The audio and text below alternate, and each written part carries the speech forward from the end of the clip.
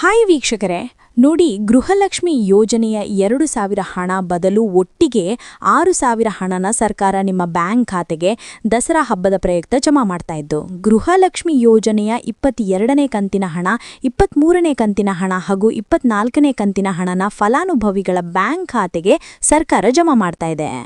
ನಿಮ್ಮ ಬ್ಯಾಂಕ್ ಖಾತೆಗೆ ಸರ್ಕಾರ ಹೇಗೆ 3 ತಿಂಗಳ 6,000 ಹಣನ ಜಮಾ ಮಾಡ್ತಾ ಇದೆ ಮತ್ತು ನಾಳೆ ಸೋಮವಾರ ಅಕ್ಟೋಬರ್ 6ರಂದು ಕರ್ನಾಟಕದ 29 ಜಿಲ್ಲೆಗಳಿಗೆ ಈ 6,000 ಹಣ ಜಮಾ ಆಗ್ತಾ ಇದ್ದು, ಬನ್ನಿ ವೀಕ್ಷಕರೇ, ಯಾವ ಜಿಲ್ಲೆಗಳಿಗೆ ಸರ್ಕಾರ ಹೇಗೆ ಈ 3 ತಿಂಗಳ 6,000 ಹಣನ ಜಮಾ ಮಾಡ್ತಾ ಇದೆ ಮತ್ತು ಯಾವ ಫಲಾನುಭವಿಗಳ ಬ್ಯಾಂಕ್ ಖಾತೆಗೆ ಈ 6,000 ಹಣನ ಕ್ಯಾನ್ಸಲ್ ಮಾಡಿದೆ ಅಂತ ನಾನು ನಿಮಗೆ ಈ ಒಂದು ವಿಡಿಯೋದಲ್ಲಿ ಸಂಪೂರ್ಣವಾಗಿ ತಿಳಿಸ್ಕೊಡ್ತಾ ಇದ್ದೀನಿ.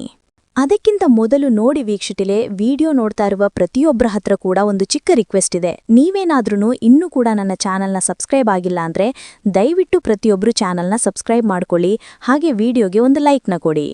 ಹೌದು ವೀಕ್ಷಕರೇ, ಗೃಹಲಕ್ಷ್ಮಿ ಯೋಜನೆಯ ಪ್ರತಿಯೊಂದು ಫಲಾನುಭವಿಗಳಿಗೆ ಸರ್ಕಾರದಿಂದ ದಸರಾ ಹಬ್ಬದ ಪ್ರಯುಕ್ತ 2,000 ಹಣ ಬದಲು ಒಟ್ಟು 6,000 ಹಣನ ಪ್ರತಿಯೊಂದು ಫಲಾನುಭವಿಗಳ ಬ್ಯಾಂಕ್ ಖಾತೆಗೆ ಸರ್ಕಾರ ಜಮಾ ಮಾಡಿದೆ. ಒಟ್ಟು 3 ತಿಂಗಳ ಗೃಹಲಕ್ಷ್ಮಿ ಯೋಜನೆಯ 6,000 ಹಣನ ಅಕ್ಟೋಬರ್ 6 ಅಂದರೆ ಸೋಮವಾರದಿಂದ ಸರ್ಕಾರ ಕರ್ನಾಟಕದ 29 ಜಿಲ್ಲೆಗಳಿಗೆ 4 ಹಂತಗಳಲ್ಲಿ ಜಮಾ ಮಾಡ್ತಾ ಇದೆ. ಅದೇ ರೀತಿ ಈ ಬಾರಿ ನಿಮ್ಮ ಬ್ಯಾಂಕ್ ಖಾತೆಗೆ ನೀವು ಈ 6,000 ಹಣನ ಪಡ್ಕೋಬೇಕು ಅಂದರೆ ಸರ್ಕಾರ ಹೊಸದಾಗಿ 5 ನಿಯಮಗಳನ್ನು ಕೂಡ ಜಾರಿಗೆ ತಂದಿದೆ. ಹಾಗಾದರೆ ಬನ್ನಿ ವೀಕ್ಷಕರೇ, ಸರ್ಕಾರ ಜಾರಿಗೆ ತಂದಿರುವ ಆ 5 ಹೊಸ ನಿಯಮಗಳು ಏನು ಅಂತ ನಾನು ನಿಮಗೆ ತಿಳಿಸ್ಕೊಡ್ತಾ ಇದ್ದೀನಿ. ನೋಡಿ ಸ್ನೇಹಿತರೆ, ಮೊದಲನೇ ಒಂದು ನಿಯಮ ಬಂದು, ಸಾಕಷ್ಟು ಫಲಾನುಭವಿಗಳು ಹೊಂದಿರುವಂತಹ ಒಂದು ರೇಷನ್ ಕಾರ್ಡ್ ಏನಿದೆ, ಆ ಒಂದು ರೇಷನ್ ಕಾರ್ಡ್ನ ಮನೆಯ ಸದಸ್ಯರ ಪ್ರತಿಯೊಬ್ಬರು ಒಂದು ಆಧಾರ್ ಕಾರ್ಡ್ನ ನಿಮ್ಮ ರೇಷನ್ ಕಾರ್ಡ್ಗೆ ಕಡ್ಡಾಯವಾಗಿ ಲಿಂಕ್ ಮಾಡಿಸ್ಬೇಕು. ಅಂದರೆ ಈ ಒಂದು ಲಿಂಕ್ ಮಾಡಿಸುವಂತಹ ಒಂದು ಪ್ರೊಸೀಜರ್ಗೆ ಸರ್ಕಾರ EKYC ಅಂತ ಕರೀತಾರೆ.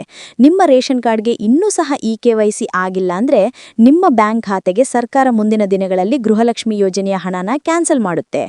ಅದೇ ರೀತಿ ಎರಡನೇ ಒಂದು ನಿಯಮ ಬಂದು, ನೋಡಿ ಸ್ನೇಹಿತರೆ, ನಿಮ್ಮ ಬಳಿ ಇರುವಂತಹ ಒಂದು ಆಧಾರ್ ಕಾರ್ಡ್ ಏನಿದೆ, ಆ ಒಂದು ಆಧಾರ್ ಕಾರ್ಡ್ನ ಕಳೆದ 15 ವರ್ಷಗಳಲ್ಲಿ ನೀವು ಯಾವುದೇ ರೀತಿಯ ಒಂದು ತಿದ್ದುಪಡಿನ ಮಾಡಿಸಿಲ್ಲ ಅಂದರೆ ನಿಮ್ಮ ಬ್ಯಾಂಕ್ ಖಾತೆಗೆ ಸರ್ಕಾರ ಗೃಹಲಕ್ಷ್ಮಿ ಯೋಜನೆಯ ಹಣನ ಕ್ಯಾನ್ಸಲ್ ಮಾಡುತ್ತೆ.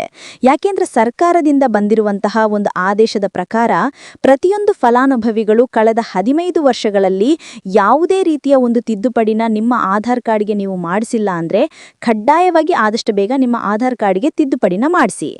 ಅದೇ ರೀತಿ 4ನೆಯ ಒಂದು ನಿಯಮ ಬಂದು, ನೋಡಿ ಸ್ನೇಹಿತರೆ, ನಿಮ್ಮ ಕುಟುಂಬದ ಒಂದು ವಾರ್ಷಿಕ ಆದಾಯ 7 ಲಕ್ಷಕ್ಕಿಂತ ಕಡಿಮೆ ಇರಬೇಕು.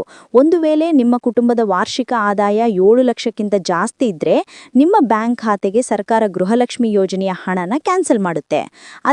ಅದೇ ರೀತಿ 5ನೆಯ ಒಂದು ನಿಯಮ ಬಂದು, ನೋಡಿ ಸ್ನೇಹಿತರೆ, ನಿಮ್ಮ ಕುಟುಂಬದ ಸದಸ್ಯರು ಅಥವಾ ಗೃಹಲಕ್ಷ್ಮಿ ಯೋಜನೆಯ ಫಲಾನುಭವಿಗಳು ಯಾರೂ ಕೂಡ ಸರ್ಕಾರಿ ನೌಕರರಾಗಿ ಕಾರ್ಯನಿರ್ವಹಿಸ್ತಾ ಇರಬಾರ್ದು. ಒಂದು ವೇಳೆ ನಿಮ್ಮ ಕುಟುಂಬದಲ್ಲಿ ಯಾರೇ ಆಗಿದ್ರೂ ಸರ್ಕಾರಿ ನೌಕರರಾಗಿ ಕಾರ್ಯನಿರ್ವಹಿಸ್ತಾ ಇದ್ರೆ ನಿಮ್ಮ ಬ್ಯಾಂಕ್ ಖಾತೆಗೆ ಗೃಹಲಕ್ಷ್ಮಿ ಯೋಜನೆಯ ಹಣ ಕ್ಯಾನ್ಸಲ್ ಆಗುತ್ತೆ. ಈ 5 ನಿಯಮಗಳ ಆಧಾರದ ಮೇಲೆ ಪ್ರತಿಯೊಂದು ಫಲಾನುಭವಿಗಳಿಗೆ ಸರ್ಕಾರ ಹಣ ಜಮಾ ಮಾಡ್ತಾ ಇದೆ.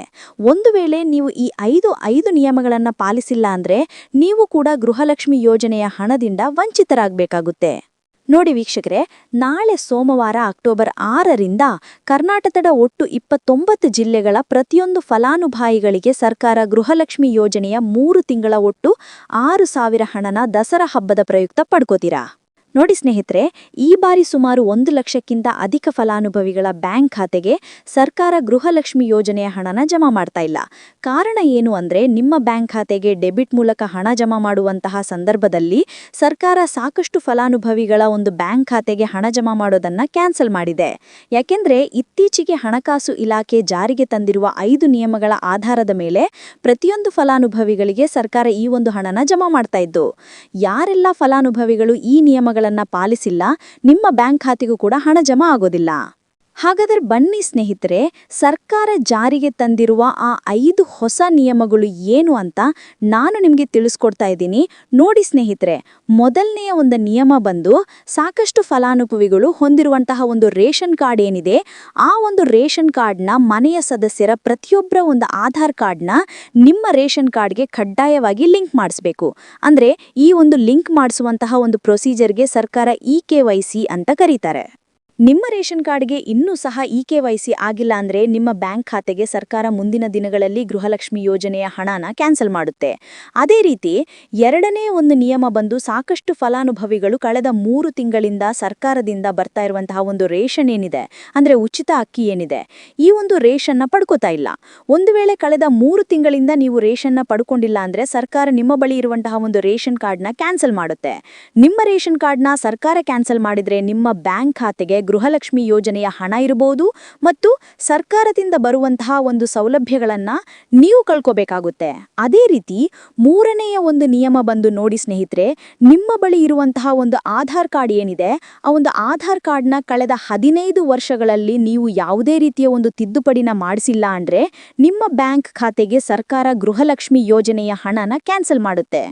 ಯಾಕಂದ್ರೆ ಸರ್ಕಾರದಿಂದ ಬಂದಿರುವಂತಹ ಒಂದು ಆದೇಶದ ಪ್ರಕಾರ ಪ್ರತಿಯೊಂದು ಫಲಾನುಭವಿಗಳು ಕಳೆದ 15 ವರ್ಷಗಳಲ್ಲಿ ಯಾವುದೇ ರೀತಿಯ ಒಂದು ತಿದ್ದುಪಡಿನ ನಿಮ್ಮ ಆಧಾರ್ ಕಾರ್ಡ್ಗೆ ನೀವು ಮಾಡಿಸಿಲ್ಲ ಅಂದ್ರೆ ಕಡ್ಡಾಯವಾಗಿ ಆದಷ್ಟು ಬೇಗ ನಿಮ್ಮ ಆಧಾರ್ ಕಾರ್ಡ್ಗೆ ತಿದ್ದುಪಡಿನ ಮಾಡಿಸಿ. ಅದೇ ರೀತಿ 4ನೆಯ ಒಂದು ನಿಯಮ ಬಂದು ನಿಮ್ಮ ಕುಟುಂಬದ ಒಂದು ವಾರ್ಷಿಕ ಆದಾಯ 7 ಲಕ್ಷಕ್ಕಿಂತ ಕಡಿಮೆ ಇರಬೇಕು. ಒಂದು ವೇಳೆ ನಿಮ್ಮ ಕುಟುಂಬದ ವಾರ್ಷಿಕ ಆದಾಯ 7 ಲಕ್ಷಕ್ಕಿಂತ ಜಾಸ್ತಿ ಇದ್ರೆ ನಿಮ್ಮ ಬ್ಯಾಂಕ್ ಖಾತೆಗೆ ಸರ್ಕಾರ ಗೃಹಲಕ್ಷ್ಮಿ ಯೋಜನೆಯ ಹಣನ ಕ್ಯಾನ್ಸಲ್ ಮಾಡುತ್ತೆ. ಅದೇ ರೀತಿ 5ನೆಯ ಒಂದು ನಿಯಮ ಬಂದು ನಿಮ್ಮ ಕುಟುಂಬದ ಸದಸ್ಯರು ಅಥವಾ ಗೃಹಲಕ್ಷ್ಮಿ ಯೋಜನೆಯ ಫಲಾನುಭವಿಗಳು ಯಾರು ಕೂಡ ಸರ್ಕಾರಿ ನೌಕರರಾಗಿ ಕಾರ್ಯನಿರ್ವಹಿಸ್ತಾ ಇರಬಾರ್ದು. ಒಂದು ವೇಳೆ ನಿಮ್ಮ ಕುಟುಂಬದಲ್ಲಿ ಯಾರೇ ಆಗಿದ್ರೂ ಸರ್ಕಾರಿ ನೌಕರರಾಗಿ ಕಾರ್ಯನಿರ್ವಹಿಸ್ತಾ ಇದ್ರೆ ನಿಮ್ಮ ಬ್ಯಾಂಕ್ ಖಾತೆಗೆ ಗೃಹಲಕ್ಷ್ಮಿ ಯೋಜನೆಯ ಹಣ ಕ್ಯಾನ್ಸಲ್ ಆಗುತ್ತೆ. ಈ 5 ನಿಯಮಗಳ ಆಧಾರದ ಮೇಲೆ ಪ್ರತಿಯೊಂದು ಫಲಾನುಭವಿಗಳಿಗೆ ಸರ್ಕಾರ ಹಣ ಜಮಾ ಮಾಡ್ತಾ ಇದೆ. ಒಂದು ವೇಳೆ ನೀವು ಈ 5 ನಿಯಮಗಳನ್ನ ಪಾಲಿಸಿಲ್ಲ ಅಂದ್ರೆ ನೀವು ಕೂಡ ಗೃಹಲಕ್ಷ್ಮಿ ಯೋಜನೆಯ ಹಣದಿಂದ ವಂಚಿತರಾಗಬೇಕಾಗುತ್ತೆ. ನೋಡಿ ವೀಕ್ಷಕರೇ, ನಾಳೆ ಸೋಮವಾರ ಅಕ್ಟೋಬರ್ 6ರಿಂದ ಕರ್ನಾಟಕದ ಒಟ್ಟು 29 ಜಿಲ್ಲೆಗಳ ಪ್ರತಿಯೊಂದು ಫಲಾನುಭವಿಗಳಿಗೆ ಸರ್ಕಾರ ಗೃಹಲಕ್ಷ್ಮಿ ಯೋಜನೆಯ 3 ತಿಂಗಳ ಒಟ್ಟು 6,000 ಹಣನ ಜಮಾ ಮಾಡ್ತಾ ಇದ್ದು, ಆದಷ್ಟು ಬೇಗ ಪ್ರತಿಯೊಂದು ಫಲಾನುಭವಿಗಳು ನಿಮ್ಮ ಬ್ಯಾಂಕ್ ಖಾತೆಗೆ ಈ 6,000 ಹಣನ ಪಡ್ಕೋತೀರಾ ಅಂತ ಹೇಳ್ತಾ ಇದ್ದೀನಿ. ಇದಿಷ್ಟು ಸರ್ಕಾರದಿಂದ ಬಂದಿರುವಂತಹ ಒಂದು ಮಾಹಿತಿಯಾಗಿದೆ. ನಾನು ಕೊಟ್ಟಿರುವಂತಹ ಮಾಹಿತಿ ನಿಮಗೆ ಇಷ್ಟ ಆಗಿದ್ದಲ್ಲಿ ದಯವಿಟ್ಟು ಪ್ರತಿಯೊಬ್ಬರು ನನ್ನ ಚಾನೆಲ್ನ ಸಬ್ಸ್ಕ್ರೈಬ್ ಮಾಡ್ಕೊಡಿ, ಹಾಗೆ ವಿಡಿಯೋಗೆ ಒಂದು ಲೈಕ್ನ ಕೊಡಿ, ಹಾಗೆ ನಿಮ್ಮ ಫ್ರೆಂಡ್ಸ್ಗೂ ಶೇರ್ ಮಾಡಿ. Thank you so much for watching.